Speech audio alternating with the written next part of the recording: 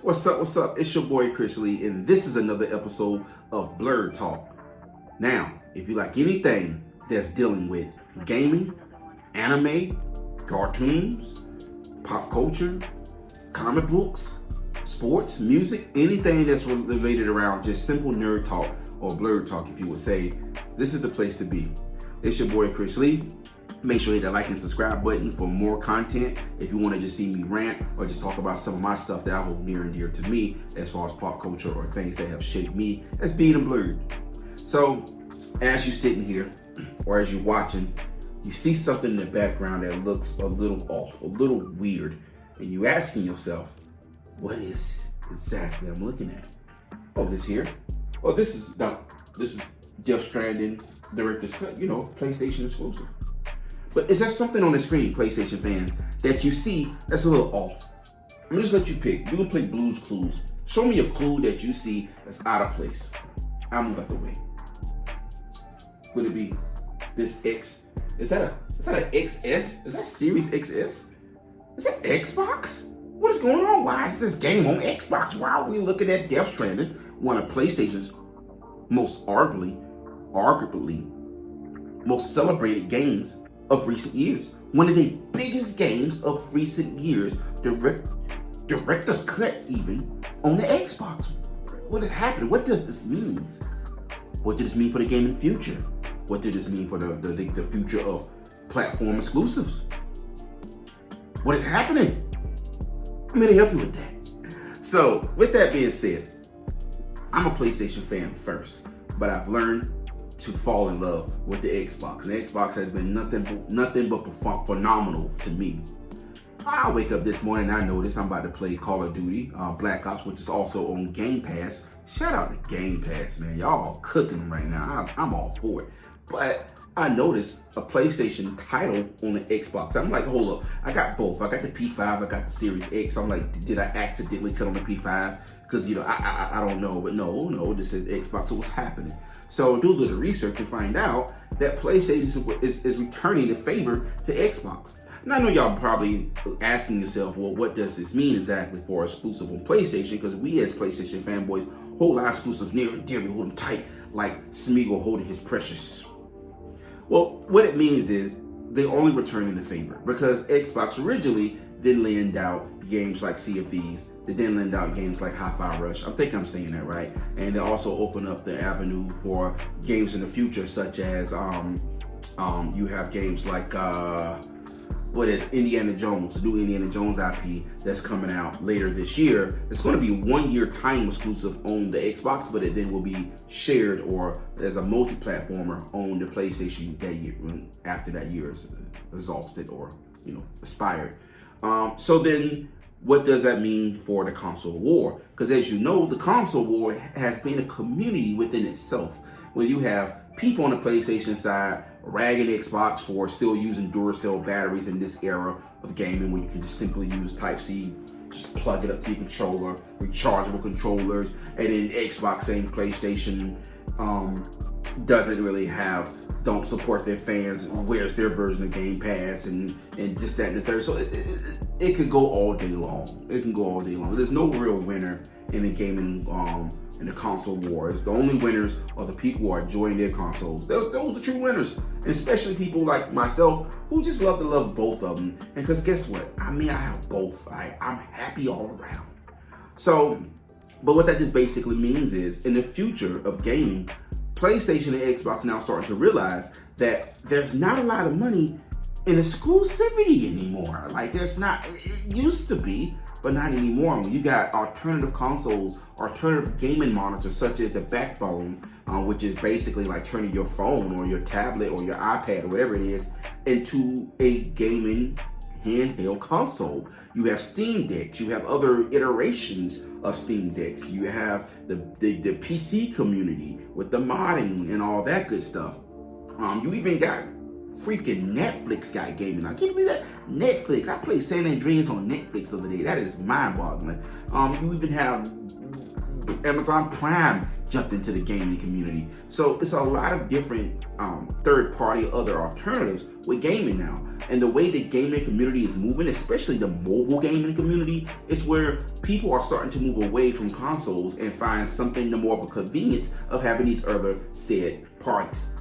Now, what they're starting to realize is how we're going to make money now. How are we, PlayStation and Xbox, going to make money now? Because our bread and butter is our exclusives, PlayStation, or our bread and butter is our ecosystem, Xbox. So how do we sell to the newer generation?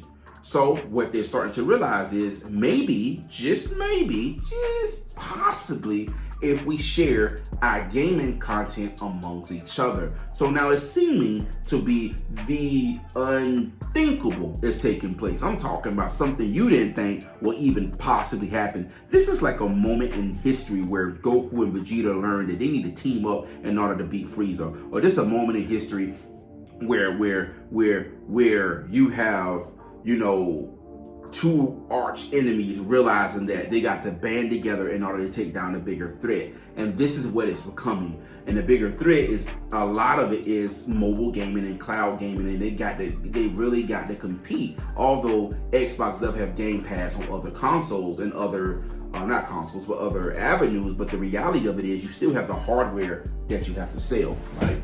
That little Series X back there. So you still got the hardware that you got to sell. So you got to figure out, how can we do this?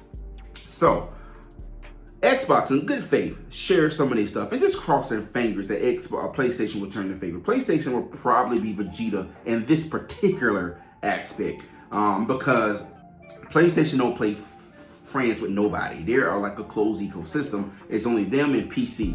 They may even have a conversation with Switch about a few titles, but it's them and PC. That's the only people they're allowing into their stable. So they always have been a closed kind of like ecosystem. They really wasn't friendly with everybody. But to see them share a title like this on today of all days, during the holidays, this is definitely an early holiday gift for a lot of diehard Xbox fanboys who just wanted to sink their teeth into this title. Now you have the actual disposable for only $19.99. Although the game has been out for quite some time, but the point is, it is a new iteration to the Xbox stable. It's going to play on the Xbox ecosystem. You could be able to use quick resume and everything along with the Xbox features with this game here. Now, it is phenomenal to see this, and it's a great day to see this, because as a gamer myself, you're starting to now realize that the walls are coming down. The separation borders coming down. The segregation of gaming is coming down. You know, and this is a moment where gaming is becoming a one unit, right? But here's the reason why. So a lot of people may be watching the video and asking, well, why is that? Why do PlayStation feel like they got to play ball with Xbox? They got the best single player titles of all time. That's not the point. The point is, when Spider-Man 2 came out, Spider-Man 2 was arguably one of the most highest selling games of recent time. And so millions and millions and millions of copies, broke records, and it was almost running to be Game of the Year, but unfortunately was beat out by other titles. I want to say it was Baldur's Gate or something of the sort. But the fact is, when you realize games like, for example, Baldur's Gate beating out Spider-Man. Now, majority of my friends don't know what the heck a Baldur's Gate is, but I have seen gameplay, and I have people that I communicated with that are huge Baldur's Gate fans, and the way they explain it and the way they talk about it shows the passion and the love for it. So therefore, it must be a fantastic title just to see people or to hear people just talk about how great it is. So, but the underlying connecting thread there is all the people I spoke to played it on different consoles. Some played it on the Xbox, some played it on PlayStation, some played it on PC. So the underlying thread is, it was a game that was shared amongst consoles, or PCs rather. So games like Spider-Man, although it sold so much and it did such a massive number, and every reviewer under every rock, every possible review, even the ones that's paid to say negative things, could not help but praise how fantastic Spider-Man was, or how can I say, amazing Spider-Man was. So now you find yourself, well, how did Spider-Man get beat up by Baldur's Gate? Now, I'm not going to say because it's not a multiplayer, a multi-platform exclusive is why, but it does play a huge part in it, because obviously your sales are limited to only one particular console. And now Spider-Man 2 is just now starting to get on the PC. So that's a years after the fact. So the reality is, console exclusives is almost like you fighting Mike Tyson with one hand behind your back. You're going to lose, although you may have a strong right hook. I mean, a mean, nasty one, but that's all you got. So you realize, how can I compete in this gaming climate? Xbox figured out I can still keep people interested in Xbox ecosystem if I can share our our Game Pass platform. If I can share Game Pass with PC or with tablets or iPhones or anything that has just like an app store, right? If I could share that with these guys, that's going to make them intrigue them to figure out a little bit more about Xbox, or learn a little bit more about Xbox, or possibly purchase an Xbox at some point in time. Either way, it's selling you a teaser to the ecosystem that they have developed. So with that being said, they figured out something special. PlayStation is being left behind because they like, well, we're not sharing PlayStation Plus with anybody third party.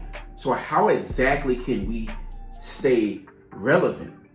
And the only real true way for PlayStation to stay relevant is to play ball with Xbox. At this point, the rivalry has to die down. You have to realize, I gotta survive. So in order to survive, you're gonna have to share titles with Xbox, as well as Xbox will share titles with you. Could you imagine opening up your PlayStation and seeing Halo on your PlayStation screen? Crazy, right? Like, could you imagine opening up your Xbox, powering up your Xbox, and you seeing, I don't know, Spider-Man, right, on that screen? Crazy. But it's gonna break down the barrels and create just an equal sharing market. Now here's the thing. Now, obviously, PlayStation and Xbox, they're gonna share their content, but they're gonna say, if you really truly want to experience it the way it was designed, you gotta come over here.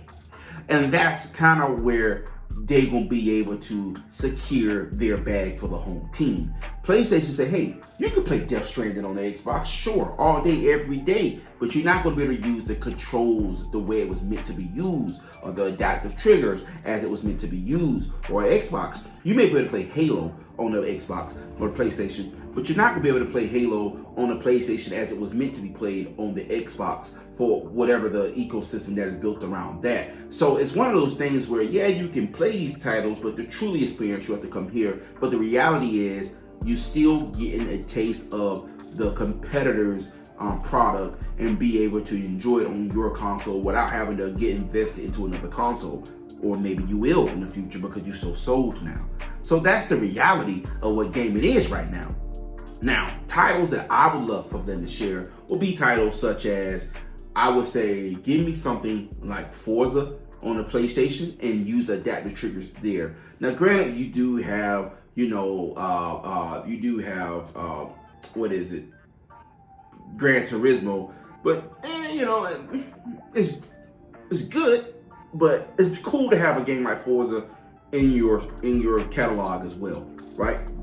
Or maybe perhaps give us games like, I don't know, another Xbox exclusive. I mean, Xbox, not to be funny, but Xbox don't really have a lot of exclusives, but let's say Hell's Blade. Give us Hell's Blade for the PlayStation and just let it play on that ecosystem. It's gonna be very fun, and it's gonna be like an experimental phase to see how they do with it. There's almost, remember Good Friday? Remember that song Good Friday with J. Cole and Kendrick Lamar, where they took each other's most memorable songs and just did their freestyle over their most memorable songs. So J. Cole grabbed one of Kendrick Lamar's one of his best tracks and rapped over it, and vice versa. It was like amazing to see a different point of view or a different perspective from a different juggernaut to take on that particular platform. So it's the same thing dealing with the consoles. You just seeing the J. Cole's and the Kendrick Lamar's exchange titles and say, let's rock it out. Let's show the world how we do. And it's not who's the best. It's just like, let's stretch our legs. You know what I mean? And that's what it is. So the era of gaming, they're starting to realize consoles are becoming obsolete because everything is moving to mobile now. You can literally play Game Pass on mobile. You get your backbone controller or whatever other third-party controller that you can attach to your your phone or your tablet, or you can just use one of these and Bluetooth them, and you still have the same experience. So console have to sell to the newer age fans the reason why you need a console, and this is how they are doing it, by exchanging titles and being able to make PlayStation fans now Xbox fans, and make Xbox fans now PlayStation fans, and it's almost like a fair exchange, and therefore you are, how can I put it, rejuvenating that ecosystem or that economy of gaming, right? So personally, I think this is a good move. I think it's a great move. I don't see nothing negative on it. I think right now, this era of gaming console wars is just ridiculous in this point in time in the gaming community, especially when you got, PC Master Race is literally modding everything, where it's literally a cheat code. So you really competing against juggernauts now. You're no longer the only two at the big table.